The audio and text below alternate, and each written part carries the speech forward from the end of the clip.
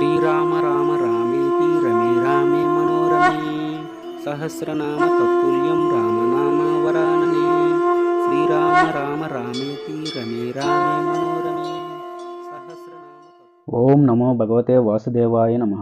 కృష్ణ యజుర్వేద అంతర్గత ఉపనిషత్తులలో 4వది కైవల్యోపనిషత్. శ్లోకం: కైవల్యోపనిషజ్జేజ్యం కైవల్యానంద తుందిలం కైవల్య గిరిజారామం స్వమాత్రం కలియేం స్వహం. ఒకనాడు అశ్వలాయన మహర్షి ప్రజాపతి అయిన చతుర్ముఖ బ్రహ్మ దగ్గరికి వెళ్ళి ఇలా అడిగాడు: ఓ భగవాన్, అన్ని విద్యల్లోకి శ్రేష్టమైనది, సత్పురుషులందరి చేత నిరంతరం ఊహించబడేది, ఎంతో నిగూఢంగా ఉన్నది అయిన బ్రహ్మ విద్యను నాకు ఉపదేశించండి. జ్ఞాని అయిన బ్రహ్మవేత్త ఏ మహావిద్య వల్ల తన పాపాలన్నీ పోగొట్టుకుని గొప్పవాడైన పరమాత్మను పొందుతాడో అలాంటి ఆ పరబ్రహ్మ తత్వాన్ని నాకు ప్రబోధించండి అని కోరాడు. అశ్వలాయనుడి కోరిక విన్న బ్రహ్మదేవుడు అతడికి ఇలా చెబుతున్నాడు: అశ్వలాయన, నీ కోరిక చాలా గొప్పది. కర్మల ద్వారా కానీ, ప్రజల అనగా సంతానం ద్వారా కానీ, ధనంతో కానీ ఎవడూ మోక్షాన్ని పొందలేడు.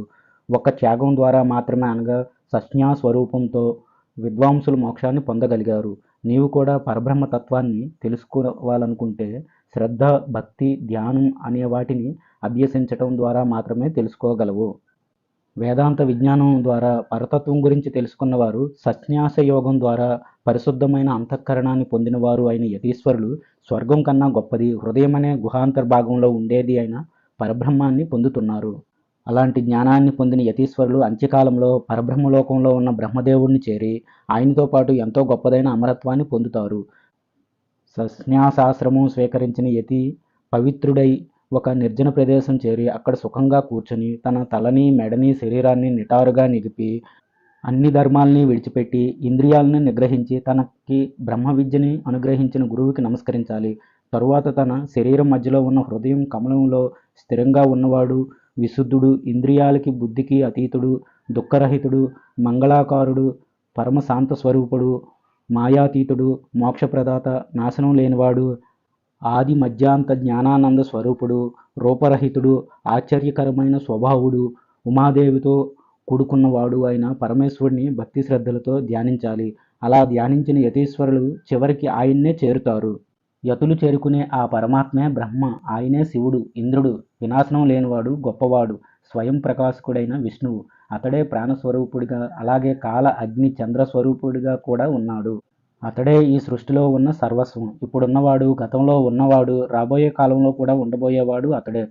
సనాతనుడైన ఆ పరమాత్మను గురించి తెలుసుకున్నవాడు మృత్యువు నుంచి తప్పించుకోగలడు. ఇలా పరమాత్మని తెలుసుకోవడం తప్ప మోక్షం పొందడానికి మరే దారి లేదు.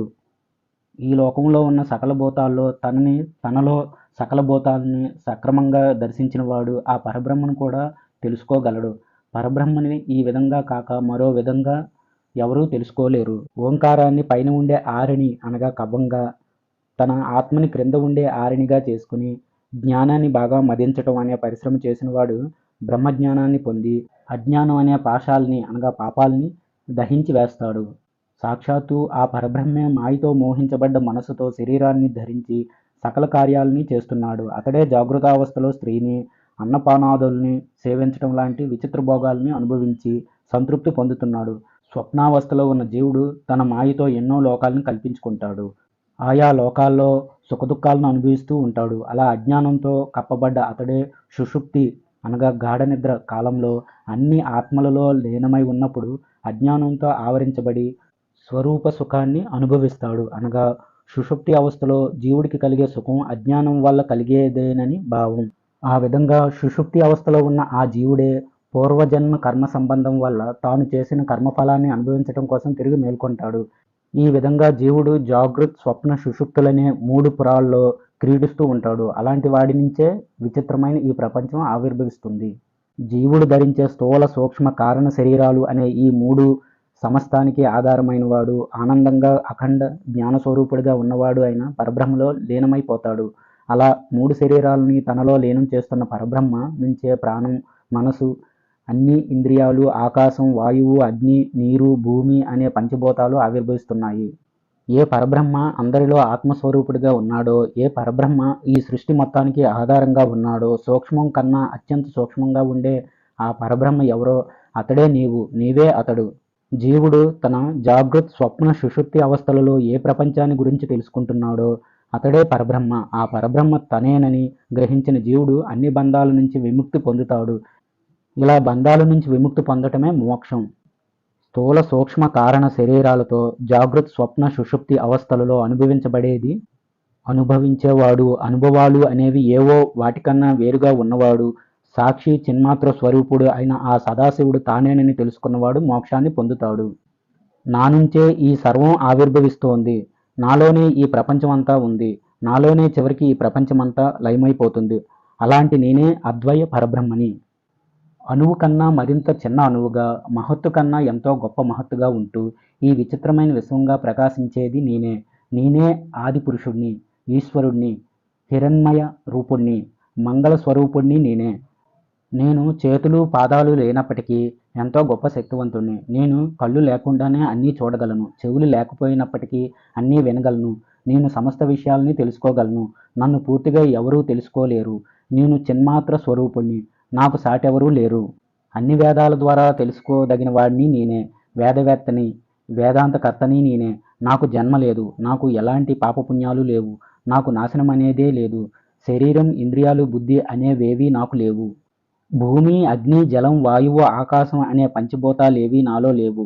ఈ విధంగా తెలుసుకొని అద్వితీయుడు, ఎలాంటి కళంకం లేనివాడు, ఈ సమస్తానికి సాక్షిగా ఉన్నవాడు, సత్ అసత్ అనేవి లేనివాడు, శుద్ధమైనవాడు అయిన ఆ పరబ్రహ్మ రూపాన్ని నేను పొందుతున్నాను అని ఎవడైతే భావిస్తాడో అతడు ఆ పరబ్రహ్మను చేరి ఆయనలోనే ఐక్యమైపోతాడు. ఎవడైతే చతురేంద్రియంలో భాగంగా చెప్పబడ్డ ఈ ఉపనిషత్తుని అధ్యయనం చేస్తాడో అలాంటివాడు అగ్నిలాగా, వాయువులాగా పరిశుద్ధుడవుతాడు. బంగారం దొంగలించటం, సురాపానం చేయటం, బ్రహ్మహత్య చేయటం, చేయకూడని పనులు చేసినందువల్ల కలిగే దోషం లాంటి పాపాల నుంచి విముక్తి పొందుతాడు. అంతేకాదు ఆశ్రమ ధర్మాలు అతిక్రమించటం వల్ల కలిగే పాపాలను కూడా పోగొట్టుకోగలుగుతాడు. ఇలా వర్ణాశ్రమ ధర్మాలను విడిచిపెట్టిన వాడు ఈ ఉపనిషత్తుని నిరంతరం కానీ అప్పుడప్పుడు కానీ పఠించాలి. ఈ విధంగా ఆత్మస్వరూపుడైన పరబ్రహ్మను గురించి తెలుసుకున్నవాడు సంసార సాగరాన్ని నశింపజేసే జ్ఞానాన్ని పొందుతాడు. తద్వారా అతడికి కైవల్యం ప్రాప్తిస్తుంది. కైవల్యం ద్వారా శాశ్వత సుఖాన్ని కూడా అతడు పొందుతాడు. కృష్ణ యజుర్వేద అంతర్గత ఉపనిషత్తులలో 4వది అయిన కైవల్యోపనిషత్తు సమాప్తం. స్వస్తి. జై శ్రీ.